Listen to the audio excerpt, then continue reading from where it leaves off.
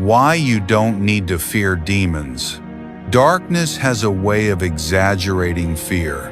When the lights go out, shadows stretch longer than they truly are, and silence feels louder than sound. For centuries, demons have lived in that darkness of imagination, whispered about, feared, sensationalized, turned into monsters larger than life. But what if the greatest deception was not their power, but your fear of them? Before we go any further, like this video, share it with someone who needs freedom from fear, and subscribe to the Bible Project for more cinematic Bible stories brought to life.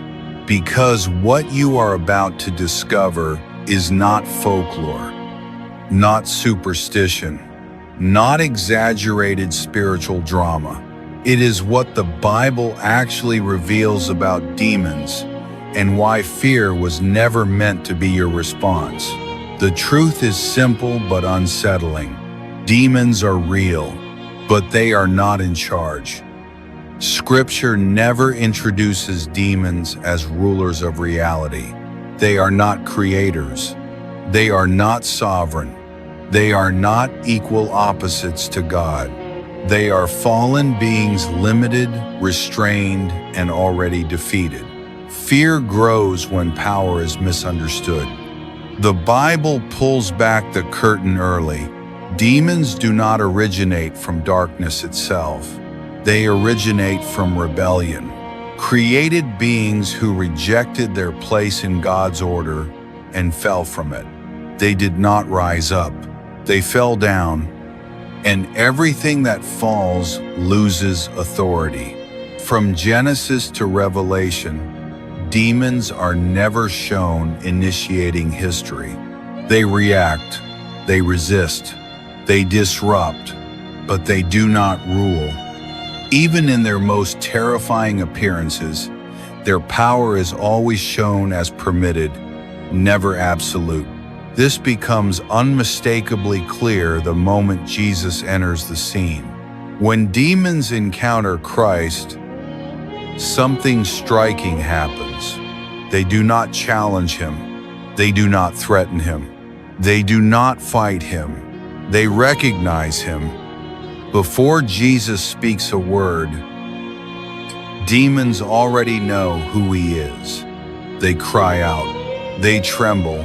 They beg, "Have you come to torment us before the time?" That sentence alone dismantles centuries of fear.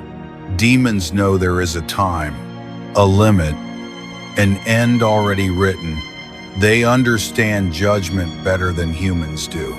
When Jesus confronts Legion, a name that suggests overwhelming numbers, the outcome is not suspenseful. It is immediate. Thousands of demons, reduced to pleading for permission. Permission. They cannot move. They cannot enter. They cannot act unless allowed.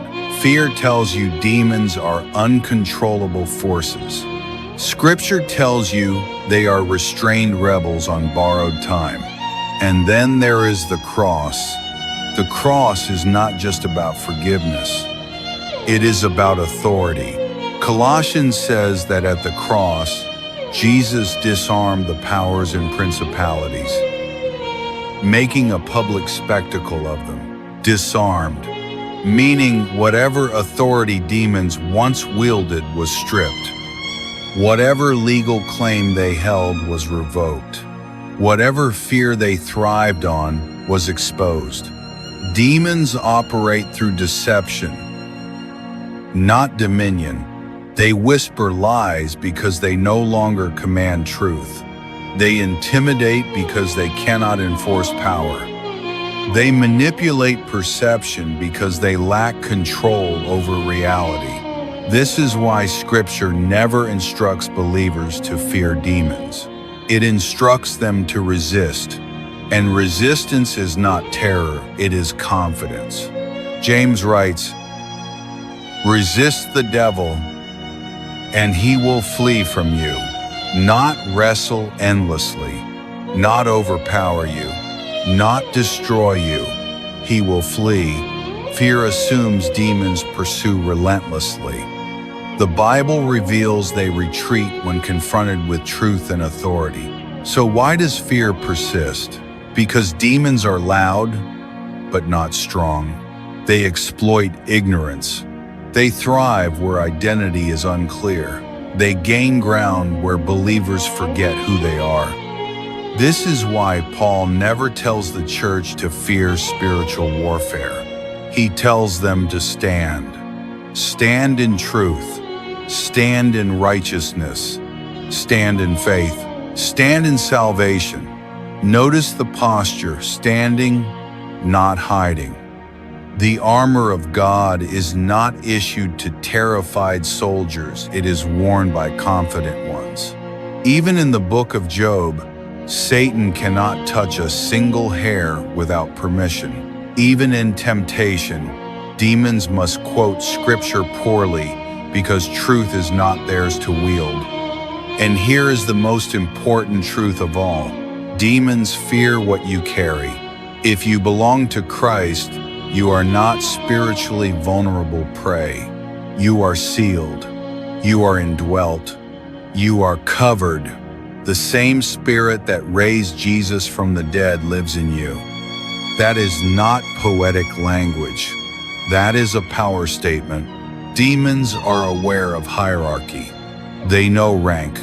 They recognize authority, which is why in Acts, they mock those who try to confront them without relationship, saying, Jesus we know, Paul we know, but who are you? Fear comes from not knowing who you are. Believers who walk in identity do not shout at demons. They do not obsess over them. They do not fixate on darkness. They walk in light. Light does not argue with darkness. Darkness retreats. This is why the Bible spends far more time revealing God's sovereignty than describing demonic activity. Because obsession with demons is itself a distraction. Demons want attention. God commands authority. And in the end, Scripture does not close with demons advancing. It closes with them judged. Revelation does not end in spiritual suspense. It ends in finality. Darkness is not eternal. God is. The lake of fire was not created for humanity, but for the devil and his angels, which means demons already know where their story ends. Fear suggests demons are winning.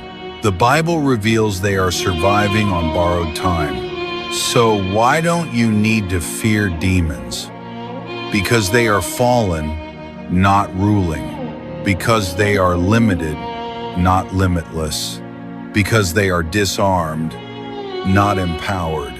Because they are judged, not victorious. And because the one who defeated them lives in you, fear shrinks when truth is revealed.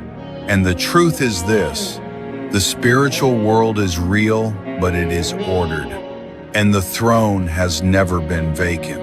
If this message lifted fear from your heart and reminded you who truly holds authority, stay with us. Subscribe to the Bible Project for more cinematic journeys into Scripture stories that don't magnify darkness, but reveal the light that overcomes it. Because when you know who reigns, you stop fearing what is already lost.